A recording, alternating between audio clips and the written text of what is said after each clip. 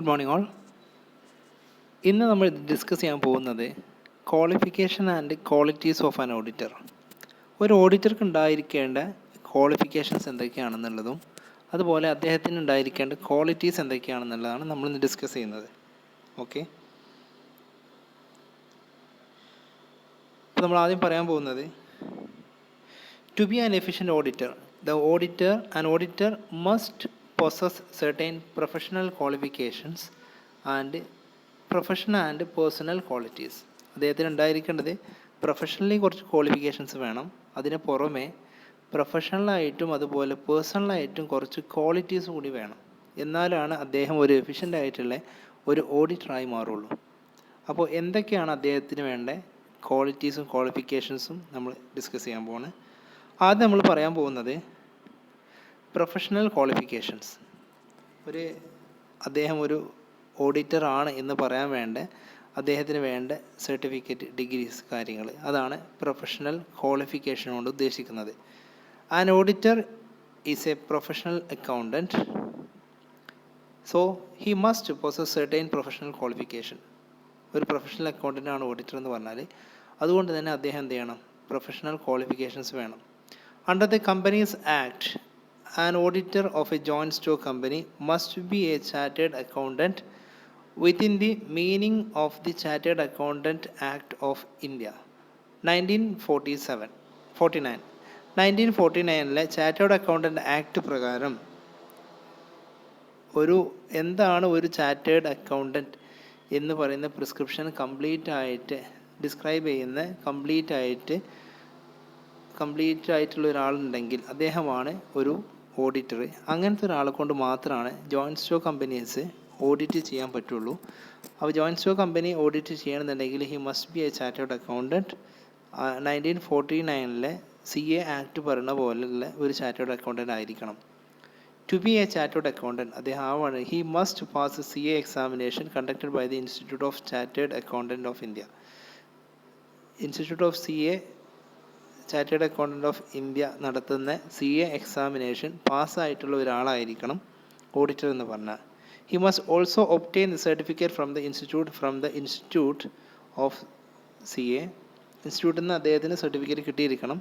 To take up public practice of accountancy ചെയ്യാനുള്ള public practice കിട്ടിയ ഒരാളായിരിക്കണം CA-കാരെന്ന് പറഞ്ഞാൽ. സിമ്പിളായിട്ട് പറയുകയാണെന്നുണ്ടെങ്കിൽ 1949 chartered accountant of India act പ്രകാരം ചാർട്ടേഡ് അക്കൗണ്ടൻറ്റ് കോഴ്സ് കംപ്ലീറ്റ് ആയി അവിടുന്ന് ചാർട്ടേഡ് അക്കൗണ്ടൻറ്റ് ഓഫ് ഇന്ത്യ എന്നുള്ള ഇൻസ്റ്റിറ്റ്യൂഷനിൽ നിന്ന് സർട്ടിഫിക്കറ്റ് ലഭിച്ചിട്ടുള്ള ഒരാളായിരിക്കണം, അയാൾ CA എക്സാം പാസ്സായിട്ടുള്ള ഒരാളായിരിക്കണം നമ്മളെ ഓഡിറ്റർ. ഇനി അതിന് പുറമെ രണ്ട് രീതിയിലാണ് institute of chartered accountant of India എന്ന് പറയുന്ന ഷോർട്ട് ഫോമാണ് ICAI, Institute of Chartered Accountant of India.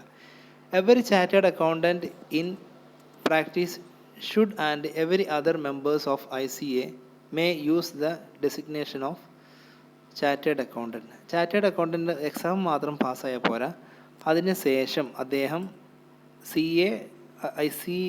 ICAI പറയുന്ന പോലെയുള്ള CA-കാർ അണ്ടറിൽ പ്രാക്ടീസ് ചെയ്തിരിക്കണം. ഈ ICA-കാർ പറയുന്ന അണ്ടറിലുള്ള CA-കാർ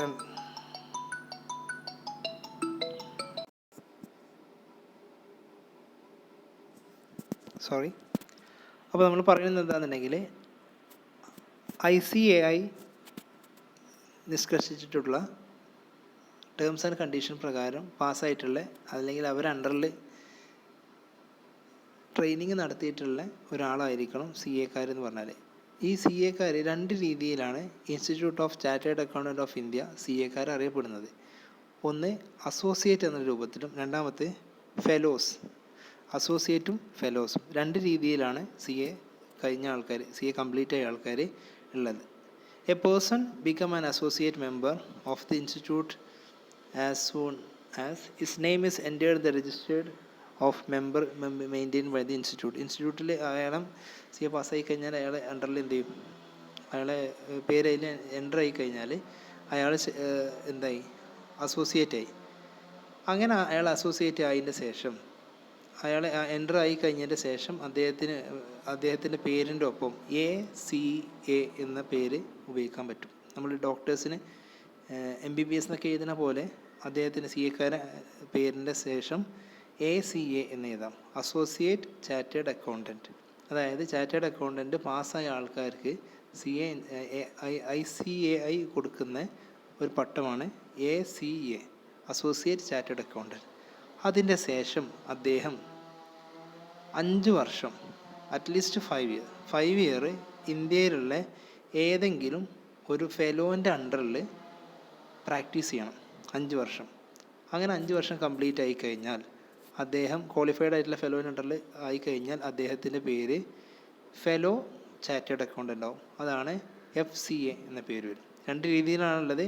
ICAI പറയുന്നത് ജസ്റ്റ് എക്സാം പാസ്സായി കഴിഞ്ഞാൽ CA അദ്ദേഹത്തിൻ്റെ പേരാണ് ACA, അസോസിയേറ്റ് ചാർട്ടേഡ് അക്കൗണ്ടൻ്റ് എന്നാണ് അദ്ദേഹത്തിൻ്റെ പേര്. അദ്ദേഹം 5 വർഷം പൂർത്തിയായിട്ടുള്ള ഫെലോ ആയിട്ടുള്ള ഏതെങ്കിലും ചാർട്ടേഡ് അക്കൗണ്ടൻറ്റിൻ്റെ കീഴിൽ 5 വർഷം കണ്ടിന്യൂസ് ആയിട്ട് പ്രാക്ടീസ് ചെയ്യണം.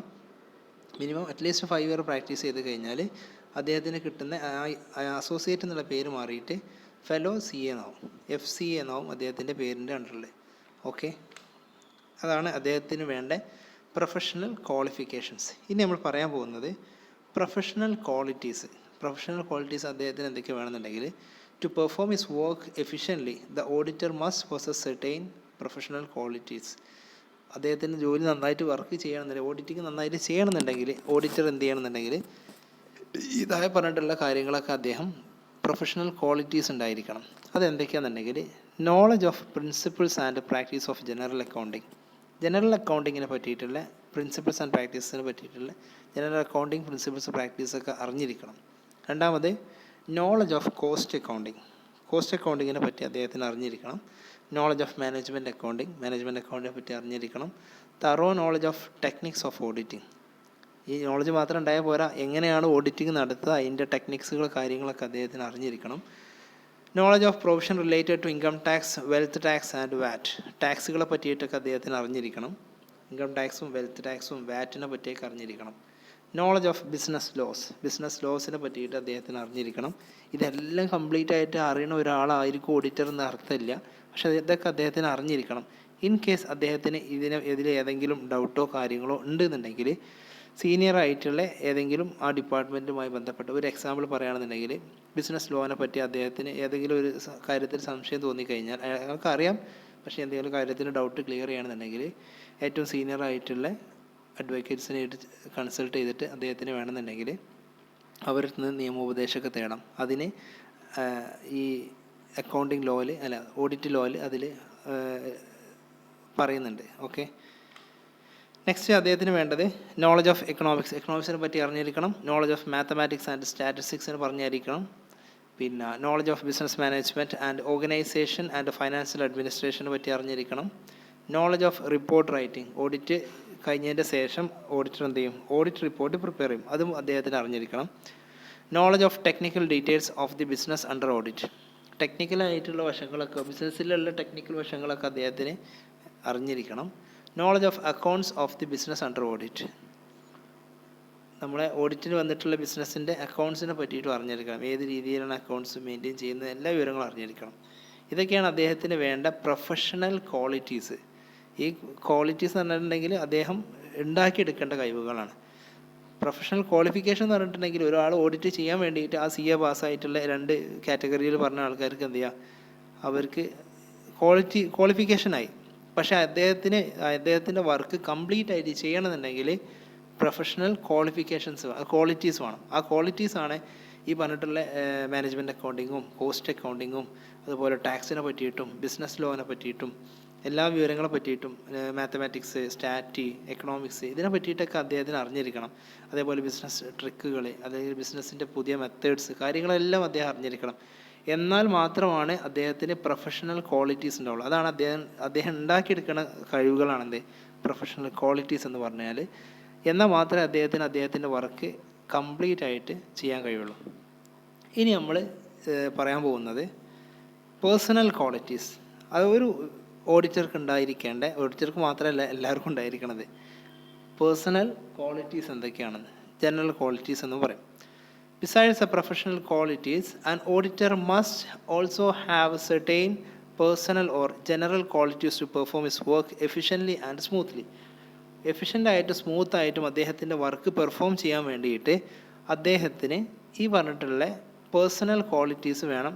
മറ്റേ കാര്യങ്ങൾ ഓൾറെഡി ഉണ്ട്. പ്രൊഫഷണൽ ക്വാളിഫിക്കേഷനും പ്രൊഫഷണൽ ക്വാളിറ്റീസും അദ്ദേഹം ഉണ്ടാക്കി കഴിഞ്ഞാൽ ഈ പറഞ്ഞിട്ടുള്ള പേഴ്സണൽ ക്വാളിറ്റീസും കൂടി അദ്ദേഹത്തിന് വേണം. അതേതൊക്കെയാണ് നമ്മൾ നോക്കാൻ പോകുന്നത്. ഒന്ന്, ഹോണസ്റ്റി ആൻഡ് ഇൻറ്റഗ്രിറ്റി, സത്യസന്ധനായിരിക്കണം. ഓക്കെ. ടാക്ട്ഫുൾനെസ് ആയിരിക്കണം. അതേപോലെ അതായത് ട്രൂ ഫാക്ടേഴ്സ് കണ്ടുപിടിക്കാനുള്ള ഒരു ഊർജ്ജം ഉണ്ടായിരിക്കണം. വിജിലൻസ് ആൻഡ് എൻക്വയറി മൈൻഡ്, എപ്പോഴും ഒരു ക്വസ്റ്റ്യൻ ചോദിക്കുന്ന മൈൻഡായിരിക്കണം. ഇതെന്തെങ്ങനെയായി, ഈ അക്കൗണ്ട്സ് കറക്റ്റാണോ അല്ലേ, ആ രീതിയിലുള്ള ഒരു എൻക്വയറി മൈൻഡഡ് ആയിട്ടുള്ള ആളായിരിക്കണം. പിന്നെ മെത്തഡോളജിക്കലായിരിക്കണം. ഒരു ഓർഡർ ഇല്ലാതെ ഒന്നും ചെയ്യാൻ പാടില്ല. ഓഡിറ്റേഴ്സിന് ഉണ്ടായിരിക്കേണ്ട പേഴ്സണൽ ക്വാളിറ്റിയാണ് 1 by 1 ആയിട്ട് കാര്യങ്ങൾ ചെയ്യണം. ഓക്കെ. ഒന്നായിട്ട് ഒരു കുറച്ച് സ്റ്റാർട്ടിങ് ചെയ്യും, പിന്നെ അവിടുന്ന് സെൻറ്ററിൽ നിന്ന് ചെയ്യും, അങ്ങനെ ചെയ്തിട്ട് കാര്യമില്ല. എല്ലാം ഒരു മെത്തഡോളജിക്കൽ രീതിയിലായിരിക്കണം അദ്ദേഹം പോകേണ്ടത്. കെയർ ആൻഡ് സ്കിൽ ഉണ്ടായിരിക്കണം. ഡെലിഗൻസ് വേണം. ജഡ്ജ്മെൻറ്റ് വേണം. റെസ്പോൺസിബിലിറ്റി വേണം. റെസ്പോൺസിബിലിറ്റിക്ക് ഭയങ്കര ഇമ്പോർട്ടൻ്റ് ആണ്. കാരണം എന്താണെന്നുണ്ടെങ്കിൽ ഒരു കമ്പനീൻ്റെ ഫൈനാൻഷ്യൽ ഡാറ്റാസ് ഇദ്ദേഹത്തെ വിശ്വസിച്ചിട്ടാണ് നമ്മൾ കൊടുക്കുന്നത്. അപ്പോൾ അത് ഏറ്റെടുത്ത് ആ ഡാറ്റാസ് ലോസ് ചെയ്യാതെ റെസ്പോൺസിബിളായിട്ട് ഹാൻഡിൽ ചെയ്യാനുള്ള കപ്പാസിറ്റി ഇയാൾക്ക് ഉണ്ടായിരിക്കണം. ഇംപാർഷ്യാലിറ്റി ആൻഡ് ഇൻഡിപെൻഡൻറ്റ്, ഇയാൾ ഇംപാർഷ്യലായിരിക്കണം. അതായത് അദ്ദേഹത്തിന് എന്തെങ്കിലും രീതിയിൽ ഫേവർ ചെയ്തു തരുന്ന ആൾക്കാർക്ക് വേണ്ടിയിട്ട് അദ്ദേഹം വിട്ടുവീഴ്ചകൾ ചെയ്യുക, അങ്ങനെയൊന്നും പാടില്ല. അദ്ദേഹം ഓൾവേസ് ഇംപാർഷ്യലായിരിക്കണം. ഓഡിറ്റർ എന്ന് പറഞ്ഞാൽ ഒരു ഐഡിയൽ പേഴ്സണാണ്. നമ്മൾ ഒരുപാട് ഇൻവെസ്റ്റേഴ്സ് ട്രസ്റ്റ് ചെയ്യുന്നത് ഇദ്ദേഹത്തിൻ്റെ റിപ്പോർട്ടാണ്. അപ്പോൾ അതുകൊണ്ട് തന്നെ ആർക്കും ഫേവറായിട്ട് ഒരു രീതിയിലുള്ള റിപ്പോർട്ടും ഓഡിറ്റേഴ്സ് പ്രിപ്പയർ ചെയ്യാൻ പാടില്ല. അതുകൊണ്ടാണ് ഇത് ഇംപാർഷ്യലായിരിക്കണം. അദ്ദേഹം ഇൻഡിപെൻഡൻ്റ് ആയിരിക്കണം. കോമൺ സെൻസ് ഉണ്ടായിരിക്കണം. എബിലിറ്റി ടു കമ്മ്യൂണിക്കേറ്റ്, നെക്സ്റ്റ് അയാൾക്ക് വേണ്ട പേഴ്സണൽ ക്വാളിറ്റിയാണ്. കമ്മ്യൂണിക്കേറ്റ് ചെയ്യാനുള്ള എബിലിറ്റി വേണം. കാരണം എന്താണെന്നുണ്ടെങ്കിൽ ഇൻ കേസ് എന്തെങ്കിലും ഡൗട്ടോ കാര്യങ്ങളോ ഉണ്ടായിക്കഴിഞ്ഞാൽ സ്വാഭാവികമായിട്ടും ആ ഡിപ്പാർട്ട്മെൻറ്റിൽ പോയിട്ട് ആ ഉദ്യോഗസ്ഥനെ കണ്ടിട്ട് ആ വിവരങ്ങളൊക്കെ അന്വേഷിച്ച് മനസ്സിലാക്കണം. അതുകൊണ്ടാണ് എബിലിറ്റി ടു കമ്മ്യൂണിക്കേറ്റ് വേണമെന്ന് പറഞ്ഞത്. Next, ability to hard work ചെയ്യാനുള്ള എബിലിറ്റി വേണം. പേഷ്യൻസ് വേണം, നല്ല ക്ഷമ വേണം. കേർട്ടസി വേണം. എബിലിറ്റി ടു മെയിൻറ്റെയിൻ സീക്രട്ട്, കമ്പനീൻ്റെ സീക്രട്ട് കാര്യങ്ങളൊക്കെ മെയിൻറ്റെയിൻ ചെയ്യാനുള്ള ഒരു എബിലിറ്റി അദ്ദേഹത്തിന് ഉണ്ടായിരിക്കണം. ഇത്രയാണ് അദ്ദേഹത്തിന് വേണ്ട പേഴ്സണൽ ക്വാളിറ്റീസ്. ഹോണസ്റ്റി ആയിരിക്കണം, സത്യസന്ധനായിരിക്കണം, ആർക്കും ഇംപാർഷ്യലായിട്ട്, അതായത് ഇയാൾ ജഡ്ജ്മെൻ്റ് ഉള്ള മനുഷ്യനായിരിക്കണം, ഒരാൾക്ക് ഫേവറായിട്ട് ചെയ്യാൻ പാടില്ല. ഒരു നല്ല വ്യക്തികൾക്ക് വേണ്ട എന്തൊക്കെ ഗുണങ്ങളാണോ വേണ്ടത് അതെല്ലാം ഓഡിറ്റർക്ക് ഉണ്ടായിരിക്കും. പിന്നെ അയാൾ വിജിലൻ്റാണ്, ഹോണസ്റ്റിയാണ്, കുറച്ച് പേഷ്യൻ്റാണ്, പിന്നെ കാര്യങ്ങൾ എബിലിറ്റി ടു കമ്മ്യൂണിക്കേറ്റ് ആണ്, ഹാർഡ് വർക്ക് ചെയ്യാൻ മെൻറ്റാലിറ്റി ഉള്ള ആളാണ്. ഇതെല്ലാം ചെയ്യുന്ന ആളാണത്. കോമൺ സെൻസും റെസ്പോൺസിബിലിറ്റിയും ജഡ്ജ്മെൻറ്റും എല്ലാ കപ്പാസിറ്റി ഉള്ള ആളായിരിക്കണം ഒരു ഓഡിറ്റർ. ഇതാണ് അദ്ദേഹത്തിന് ഉണ്ടായിരിക്കേണ്ട പേഴ്സണൽ ക്വാളിറ്റീസ് എന്ന് പറയുന്നത്. ഇനി ഇതിനൊക്കെ പുറമെ overall the above statutory qualification and professional qualification, auditor has to observe the certain codes of conduct and the professional ethics. അദ്ദേഹം ഇതിനൊക്കെ ഈ പറഞ്ഞ 3 കാര്യങ്ങളും പ്രൊഫഷണൽ ക്വാളിഫിക്കേഷനും പ്രൊഫഷണൽ ക്വാളിറ്റീസും അതുപോലെ പേഴ്സണൽ ക്വാളിറ്റീസും ഒക്കെ നമ്മൾ ഉണ്ടാക്കി. അതിന് പുറമെ അദ്ദേഹം എന്ത് ചെയ്യണം, ഒരു കോഡ് ഓഫ് കണ്ടക്ട്, എങ്ങനെയാണ് പെരുമാറുക എന്നുള്ള കാര്യങ്ങൾ മനസ്സിലാക്കണം. അതുപോലെ പ്രൊഫഷണൽ എത്തിക്സ് അദ്ദേഹം ക്രിയേറ്റ് ചെയ്യണം. This professional ethics of an accountant would signify his behavior towards his fellows and the profession and the other profession towards the members of the public. അദ്ദേഹത്തിൻ്റെ കൂടെ വർക്ക് ചെയ്യുന്നവരോടും അദ്ദേഹം ഈ ഒരു പ്രൊഫഷണൽ എത്തിക്സ് കീപ്പ് ചെയ്തിരിക്കണം. അതിനൊക്കെ പുറമെ responsibility വേണം. Attitude of professional auditors can public confidence and trust. നല്ല രീതിയിൽ ഒരു പ്രൊഫഷണൽ ക്വാളിറ്റി ഉള്ള ആളാണ് ഈ ഓഡിറ്റർ എന്ന് മനസ്സിലാക്കി കഴിഞ്ഞാൽ പബ്ലിക്കിന് ട്രസ്റ്റ് ഉണ്ടായിരിക്കും, ഒരു കോൺഫിഡൻസ് ഉണ്ടായിരിക്കും. ഇതിനൊക്കെ പുറമെ നമ്മൾ പറയുന്ന ഈ ഒരു കാലഘട്ടം എന്ന് പറഞ്ഞാൽ ദിസ് ഇസ് എ ഡിജിറ്റൽ എറ എന്നാണ് പറയാം. ഡിജിറ്റൽ ഏജിലാണ് നമ്മളുള്ളത്. അപ്പോൾ ഇത് ഉണ്ടാവുമ്പോൾ പണ്ടത്തെ രീതിയിലുള്ള ബുക്കിൽ എല്ലാ കാര്യങ്ങളും എഴുതുന്ന മെത്തേഡല്ല ഇപ്പോഴത്തെ മെത്തേഡ്.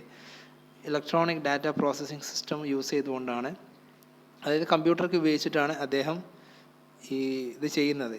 അപ്പോൾ അതുകൊണ്ട് തന്നെ അതായത് ഇപ്പോഴത്തെ കാലത്തെ അക്കൗണ്ട്സും കാര്യങ്ങളൊക്കെ മെയിൻറ്റെയിൻ ചെയ്യുന്നത് ഈ കമ്പ്യൂട്ടർ സിസ്റ്റമൊക്കെ ഉപയോഗിച്ചതിന് ശേഷമാണ്. അപ്പോൾ അതുകൊണ്ട് ഇദ്ദേഹം എന്ത് ചെയ്യണം? ഓൾവേസ് അപ്ഡേറ്റഡ് ആയിക്കൊണ്ടിരിക്കണം. പുതിയ പുതിയ ടെക്നോളജീസും പുതിയ പുതിയ ഇൻവെൻഷൻസൊക്കെ വരുന്ന സമയത്ത് അദ്ദേഹം ഓട്ടോമാറ്റിക്കലി എന്താണ്? അപ്ഡേറ്റ് ആയിക്കൊണ്ടിരിക്കണം. അതായത് കമ്പ്യൂട്ടർ സിസ്റ്റം ഉപയോഗിച്ചിട്ടുള്ള സോഫ്റ്റ്വെയറൊക്കെ ഉപയോഗിച്ചുകൊണ്ടുള്ള നമ്മളെ അക്കൗണ്ട്സ് കാര്യങ്ങളൊക്കെ ചെയ്യുന്ന സമയത്ത് അദ്ദേഹം അതിനനുസരിച്ച് റെഡി ആയിക്കൊണ്ടിരിക്കണം. ഓക്കെ, ഇത് അങ്ങനെ ഉണ്ടെങ്കിൽ മാത്രമാണ് ഫ്യൂച്ചർ ബേസിൽ ഒരു ഓഡിറ്റർക്ക് വളരാൻ കഴിയുള്ളൂ. ഇതാണ് ഓഡിറ്റർക്ക് വേണ്ട ക്വാളിറ്റീസും ക്വാളിഫിക്കേഷൻസും പ്രൊഫഷണൽ ക്വാളിഫിക്കേഷൻ കാര്യങ്ങളെല്ലാം. Thank you very much.